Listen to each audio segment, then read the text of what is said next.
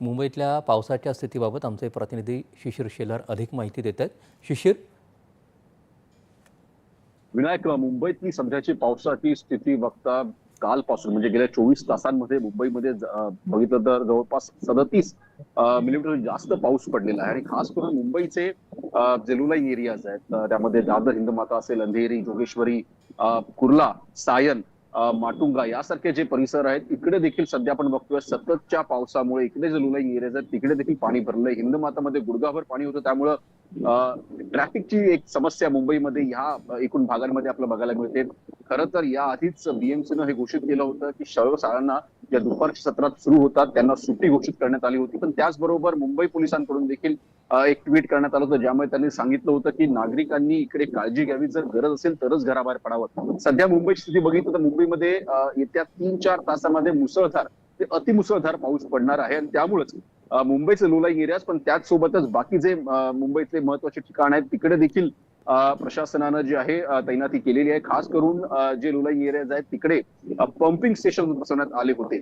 खरं तर पाऊस सतत पडतोय आणि त्यामुळेच पंपिंग स्टेशन ज्या प्रकारे कार्यरत काम करत आहेत कुठे ना कुठे अजूनही पाण्याची स्थिती कमी होत नाहीये. खरं तर अजून येत्या 3 ते 4 तासामध्ये ही कठीण समस्या असेलच. त्याचबरोबर बीएमसी कडून देखील जे बीएमसी अधिकारी आहेत ते देखील वेगळ्या ठिकाणी इकडे तैनात करण्यात आले आहेत. मुंबईमध्ये मुंबईची स्थिती बघितली तर मुंबईचे मंत्री आशिष शेलार हे थोड्याच वेळापूर्वी जे आहे मंत्रालयात गेले होते. तिकडे त्यांनी परिस्थितीचा मुंबईच्या एकूण आढावा घेतला. कंट्रोल रूम मधून नेमकी काय गरज आहे, कुठे व्यवस्था करण्याची गरज आहे याची देखील सखोल माहिती त्यांनी घेतली आणि त्या प्रकारचे निर्देश देखील त्यांनी प्रशासनाला दिलेले आहेत.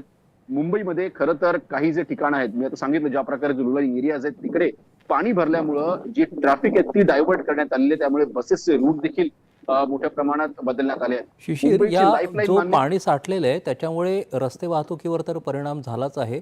जी आपली वाहिनी म्हटली जाते त्या रेल्वेवरती कशा प्रकारची स्थिती आहे, नागरिकांनी काय काळजी घ्यायला हवी, कशा प्रकारचे सूचना आणि नियमावली जाहीर केलेली आहे?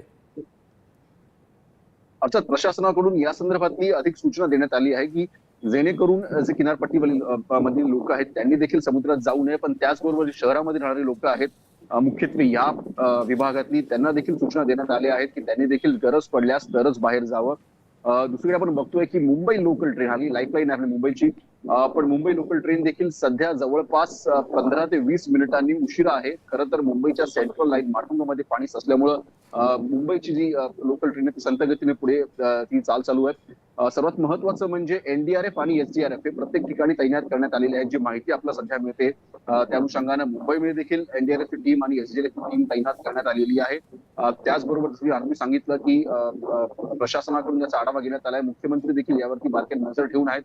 3 ते 4 तास मुंबईकरांसाठी खूप महत्वाचं. अर्थात काही ठिकाणी अजूनही पाणी साचलेलं आहे. पावसाने सध्या विश्रांती घेतली असली तरी देखील येत्या 3 ते 4 तासामध्ये जर अशा प्रकारचा मुसळधार पाऊस वाढलाच तर ती देखील चिंतेची बाब असेल.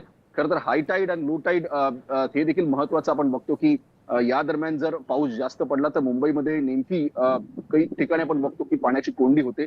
पाण्याचा निचरा चांगल्या प्रकारे व्हावा त्यासाठी जे उदयचन केंद्र मुंबईत स्थापित करण्यात आले ते वरळीचं असो किंवा आपण बघतो उपनगरातले काही उदयचन केंद्र असो तिकडे देखील एकूण पाण्याचा निचरा कशा प्रकारे होईल याची देखील दक्षता प्रशासनाकडून घेतली जाते.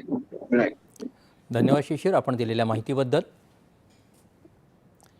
यानंतरच्या बातम्या थोड्याच वेळात.